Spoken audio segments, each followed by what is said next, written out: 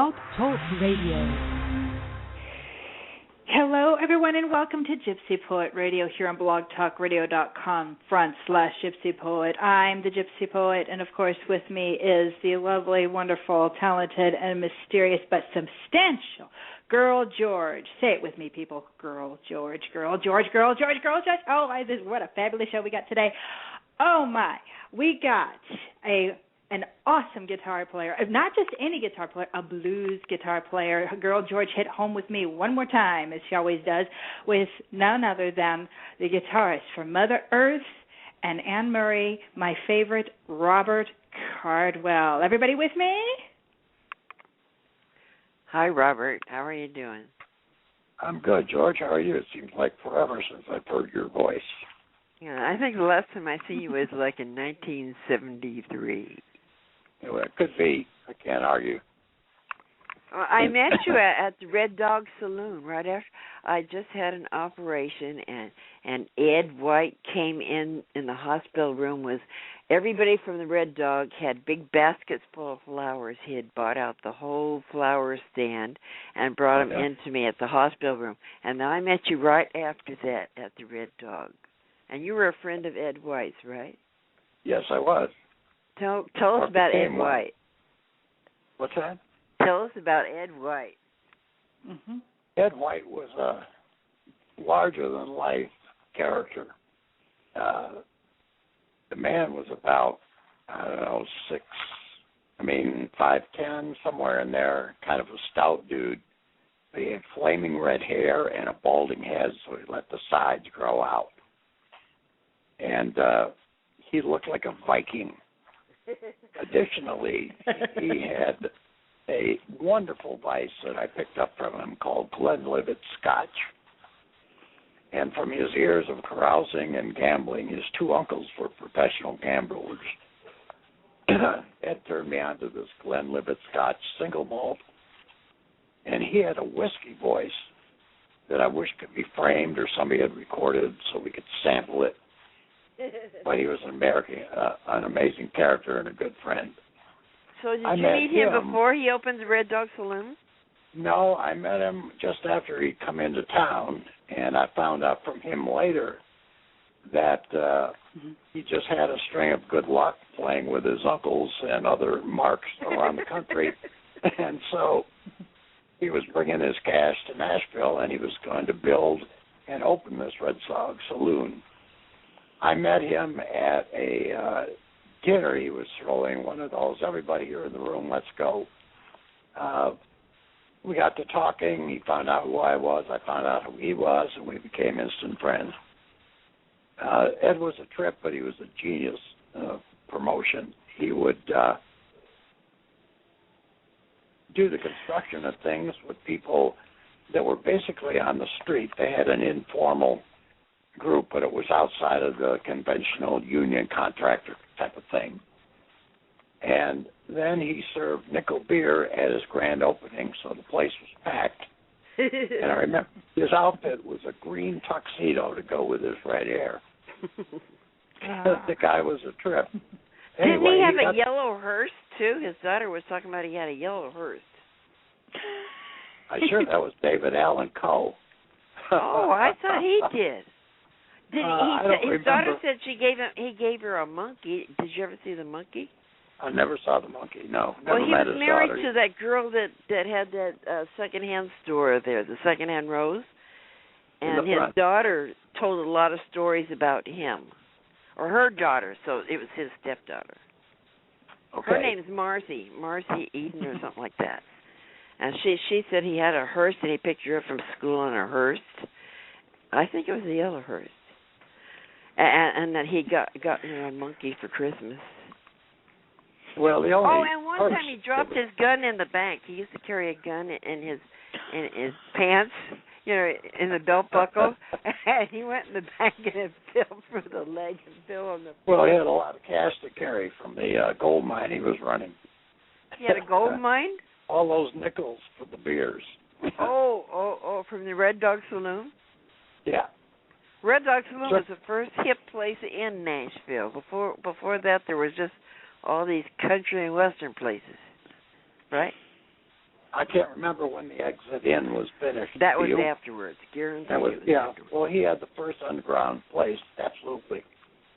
And I ended up playing at the Red Dog Saloon. At that time, I was in between gigs, so I put together a blues band with my friend Jimmy Lyden, harmonica player from up north, Milwaukee at the time. And then Jimmy couldn't get enough ancillary work to survive, so he left, and I got a couple of percussionists and a drummer, and we played. We called it the All-Star Latin Review. I still have the flyer from that. I'll You're put kidding. it up in the video. Yes, I have it. My goodness. I save everything, honey.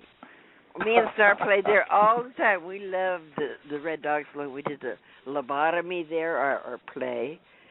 And the second time we did the lobotomy, I had everyone bring tomatoes and eggs and stuff to throw at him. But I didn't tell Star and Zilch. And so everyone's throwing stuff at him, and they were throwing stuff back.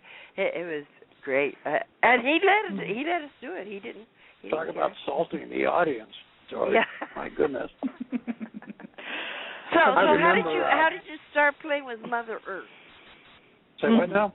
Mother Earth. How did you start playing with Mother Earth? How did I start? Well, I had known Tracy in college. Okay, where was that? Madison, Wisconsin. Oh. And I remember walking into the common ground, the common area of Celery Hall it was. It's spelled with an S. It's not celery like you eat, but it sounds the same. Anyway, I walk in, and here's this woman playing the piano, playing the blues, and so it was a co-ed dorm. The one side, the women, the other side, the men. So what year was this? What year was this? Oh, this had to be in 64, 65. Mm-hmm. Anyway, I met her in the dorm playing music, and we became friends after that. I met her again out on the West Coast. Where, in San Francisco? Yeah, in Berkeley. As a matter of fact, should sound That's familiar. where I'm at right now. Right, and I envy you.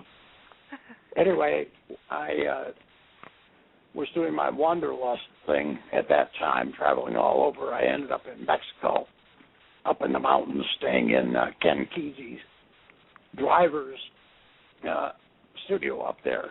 Remember Neil? Yeah, I know Neil Cassidy from On the Road. That's right. Well, I stayed in the studio that was also built on the side of this mountain in San Miguel de Allende. And on the top of the mountain, Neil Cassidy? What's that? You know Neil Cassidy? No, I was there after he was hit by lightning. Oh, I thought he got ran over by a train and decapitated or something. There are so many myths, I have no idea, except that supposedly the studio that we had stayed in when we were there were two of us that came down into Mexico, that the studio had belonged to Neil. And at that point, there was nobody there. It was vacant. And so we moved in and spent about 2 months in Mexico. And I get a call to come up north. And then I hear that Tracy has gone to Tennessee, taken her band, and she still has dogs in her house in Berkeley. And would I please go there? So I left Mexico and went to Berkeley and was taking care of her little puppies from Katie the dog, the grandmama of all time. Everyone had dogs in those days. That's all I can think. Called it the family dog over in San Francisco because everyone had a dog. Yeah. Go ahead. Tell us more. Okay. Well, from there, I got a gig with another Madisonite named Lynn Kellogg, who was in the original cast of Hair. Oh, cool. So I hooked up with her, was a musical director. We were flying between New York and L.A. doing every top TV show. And which ones? Name them. What's that? Which ones? Name them. The Tonight Show and the Kraft Music Hall, Joy Bishop Show, Glenn Campbell. You name it, we had done it. I remember my first gig with her was conducting the orchestra for a benefit dinner for Ed Sullivan. Wow. And all of my jazz heroes were in the orchestra. And I had to borrow a beige, really weird-looking suit for the occasion because I had nothing. I only had, pair of jeans and a couple of T-shirts. And so there I am directing these guys, and they're giving me a hard time talking about me, but to each other. It was quite a baptism. Anyway, I'd done that for a couple of years. Tracy got word to me that she was in Nashville and she needed somebody to come and lead her band because she was tired of it. So I flew there, and the next thing I know, we're doing albums, touring, and spent 2 years of craziness together. So she had a big house there that was sort of like a commune, or everybody thought it was a commune because all you hippies were there, and your dogs, and long hair, and all these great I don't know about Nashville that. people. Yeah, I don't know about what was going on in Berkeley with that house. No, I'm talking about Nashville. The house she had in Nashville. Well, what she had done is they were renting a farm. Yeah, that's with the owner still there, and they showed me the gravestones as part of the tour that dated back to the Civil War. Yeah. And I recall it was a 365-acre farm, but it wasn't a commune. The only people that were living there were Tracy and some members of the band, myself included. But the neighbors thought it was a commune.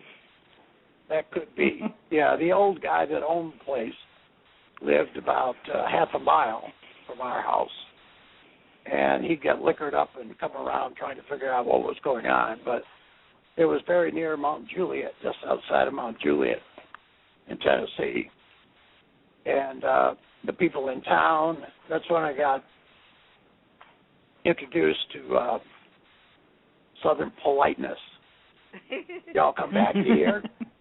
But it was also right after the movie, what was that thing with Dennis Hopper and Peter Fonda? That movie? Oh, that one was the banjo player? The Riders. No, that was Deliverance. Wrong one. Oh, you mean Easy Rider? Easy Rider? Yeah. Easy Rider. Yes. I had just seen that in L.A., which is where I was working before I came to Nashville. And I sure enough would see the pickup trucks with the rifles in the back. I sure enough would hear the conversation down at the local store. And it was amazing to me because everybody spoke English in a strange kind of way. So I certainly didn't fit in because I'm from Chicago, and I was from the south side of Chicago. Maybe that had something to do with me communicating. But it was really a culture shock. So what did your father do? What did your father do, Robert? Well, my father had, it seems now, a double life. There was a time in high school when he brought the family together and said that he had taken a new job and it involved some traveling, and we were going to move to Rio de Janeiro, Brazil. And I was graduating that spring, going to the University of Wisconsin, and my parents left me. Most people go away from home for college. They left the country. And I found out later, I went down to visit him for about 9 months, close to a year. And during my time with him down there, weird things would happen. Like I was carousing even at that young age. And he told me that he wasn't going to keep me in beer and cigarettes. And so I started boogieing and talking to people and hustling and doing whatever I could to survive there so I could have my drinks and my cigarettes. One day he sits me down and tells me he's very concerned about the people I'm running with. Well, I never saw him. So somebody was ratting me out. And then I put it together later with my dad had one title, but was really a spook. And he came through the U.S. after he left Brazil on his way to Thailand to help with their counterinsurgency program. So that kind of sealed it. So my dad was a spook, to answer your So question. a spook is a spy, right? Yes. Or a Was handler. he spying I don't know for what our he country did. or somebody else? What's that? Was he Was spying he a for our spy country or somebody else? I didn't understand that. Was he spying for our country or for somebody else? Oh, for us. Oh, well, that's nice. Yeah, his title had something to do with the aid to international development. Wow. But, you know, they have to have cover stories and things like that. I never knew exactly what he did. He never told me about it. But his best friend from college did years later. And I put it together myself because he had connections way in the underworld, as I found out by being in that same underworld myself and having him call me on it. So it just So is that how you got to Rio de Janeiro? Yeah. So that's what you're writing about in that album of yours?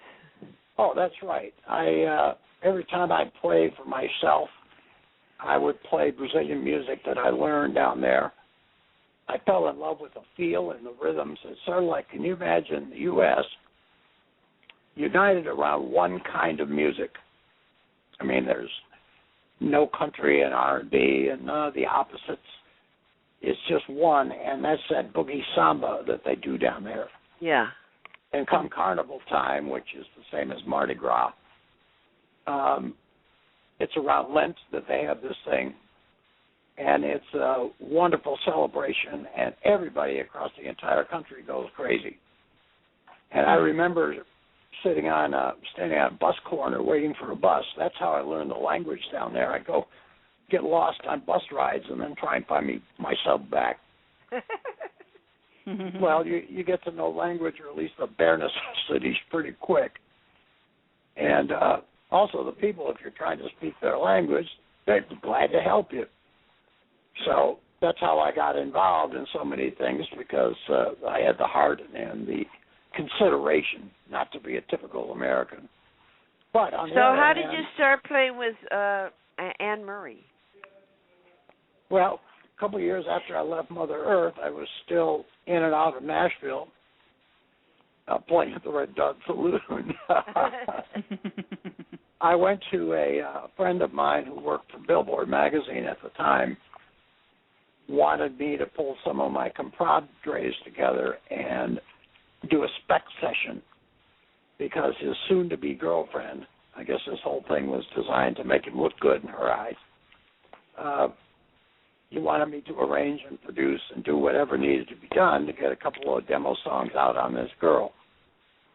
While we were doing the sessions, which were terrible, but it paid, my guy from Billboard, I forget his name now, but he said that he was going to make me an international star, and I had no idea what he meant by that, except he introduced me to this bearded guy who didn't say much, who was at the session in the control room as a guest of him. During a break, the bearded guy comes out and says, "Hey, let's play the blues." So he sat down at the piano, and we went on for a few minutes before the session number 2 started. And I didn't think anything of it. Next thing I knew, I got a call from Canada from this guy in the beard, who happened to be the leader of Anne Murray's band. Wow. And he said that their lead guitar player was going to be leaving the group, and that was I interested in coming to Canada and playing. And I said, let me check my schedule. Well, definitely. So I moved to Toronto and spent 2 years playing and touring with her. And that was incredible. Really good musicians. They were jazz musicians. Some had graduated from the Berklee School of Music on the East Coast, George. Yeah, I know. I'm aware of that, my dear. And they were some of the funniest, most talented people I'd had a pleasure to play with and to hang out with. It was just delightful. It ended, unfortunately, because Anne's divorce came through, as did her boyfriend's. They got married, and she got pregnant. So she wanted to get off the road, start a family, and do that deal. and I was the only Yankee in the group up in Canada, and I no longer had a reason to be there. So who did you play with after that? What's that? Who did you play with after that? I didn't really. I came back to Chicago. I played with some friends of mine. All that was available to these people were Holiday Inn gigs, cover bands, that type of thing. And I took a look at what was going on in the music business where I was in it. And fate intervened through a connection with my mother, but I ended up hooking up with the top real estate marketing company in the world at that time. And within 3 months became their trainer, and the next thing I know, I'm doing very well. However, awesome. All the money I made, I kept pouring into my back bedroom, and I started building recording studios. And so I still kept my hand in the music, or my foot. But I went straight for a while. And it was fun, making some good money, but I put the money where I love it, in the music. So how long did you go straight before you went back to music full time? Well, like I say, I never really left it. But the economy got really bad for our market in the beginning of the 80s. The interest rates. So what were you, outrageous. investment banker? What were you? Is there a title? I was a consultant for savings and loans. That this is after I got out of my first company. I went to work for the lenders that had foreclosed on a lot of these properties because they made bad deals. And through the 80s, I was a consultant in a firm that represented savings and loans. And so we would be called in when they take back a shopping center and say, well, now what are we going to do with it? Or they take back a condominium project, something like that. And they call us, and we would dispose of the property in a maximum dollar but appropriate way. Sometimes bulk sales, sometimes retail it out, etc. And the studio in my back bedroom kept growing. So finally, that business got closed down because of acts of Congress, which is for the second time in my life. It had an impact. They, being the government, had a direct impact on my earnings. And so I went to work for marketing and things with a top architect in the music business named John Sporick. I got to view the top studios on the East Coast. He helped me design a couple of studios on my own, and so that's how I made my living. So, but then you were a producer and engineer? Yes. Oh, cool.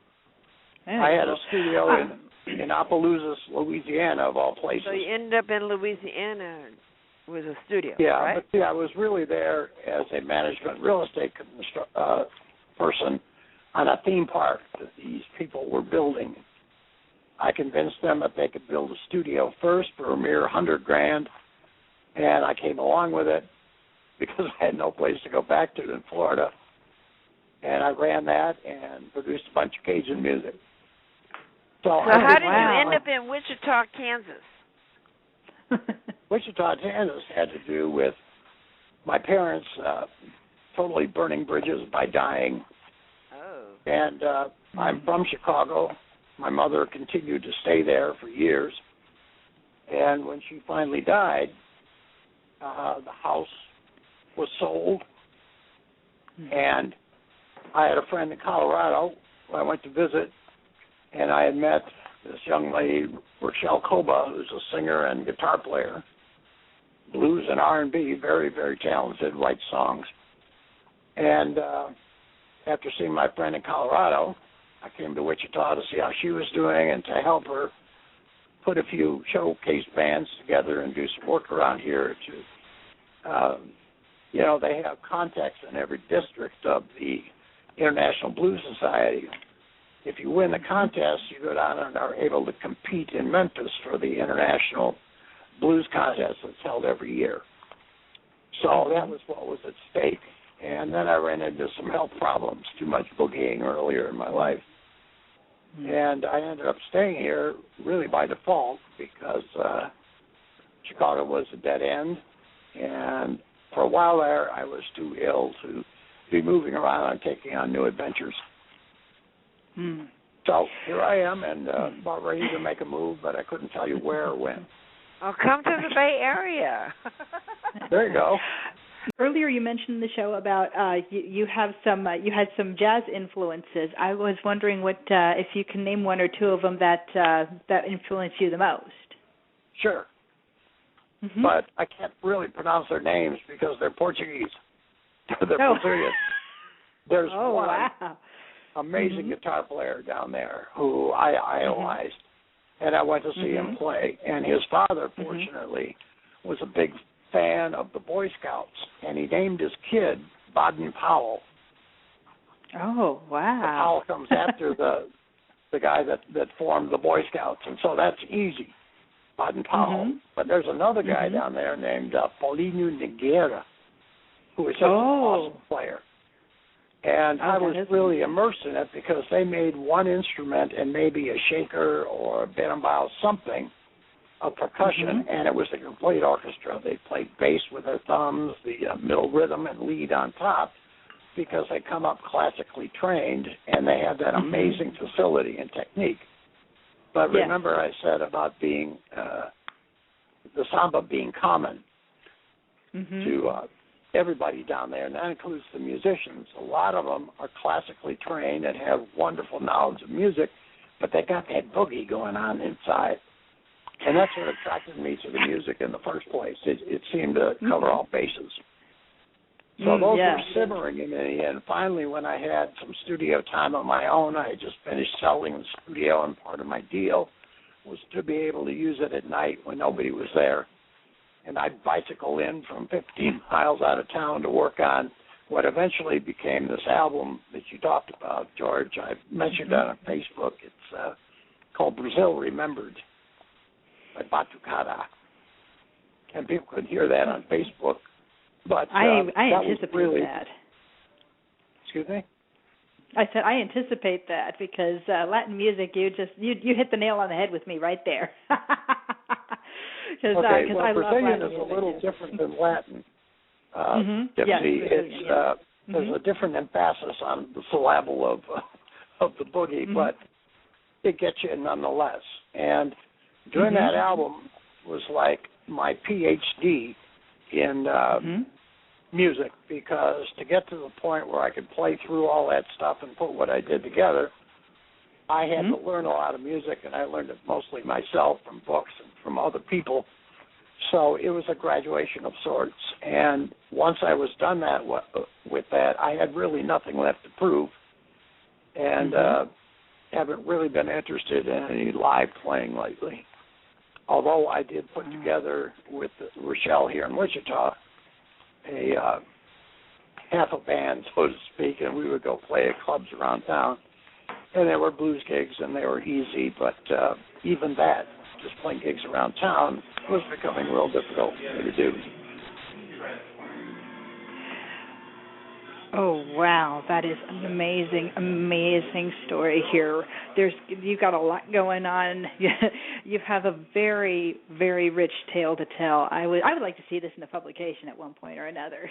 Okay, well, listen to the record. That'll give you a hint of part of me. And, again, I don't do very much live work anymore, and I keep my guitar and my routines. Instead of reading out of books these days, I make tracks minus the guitar, so then I can play along with something, because there aren't really any good players here that are at the level to be able to do some of the things I'm interested in. So part of that is the area of the country. But as I mentioned, there were health issues that plunked me here. And I'm just getting to the point where I'm seeing my way through of a lot of those things. So who knows what the future will bring. Oh, absolutely.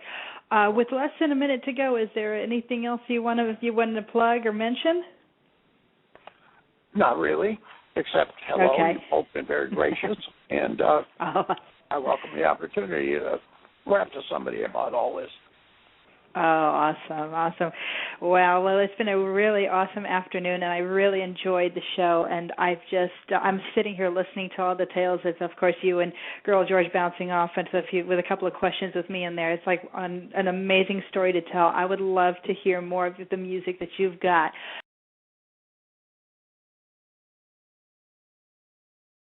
Bye. Oh, Thanks my for goodness. having me on. Yeah, absolutely. So this is Gypsy Poet Radio. I'm the Gypsy Poet, and of course my wonderful, absolutely gracious wing gal, Girl George. Oh my God, what a great afternoon this was.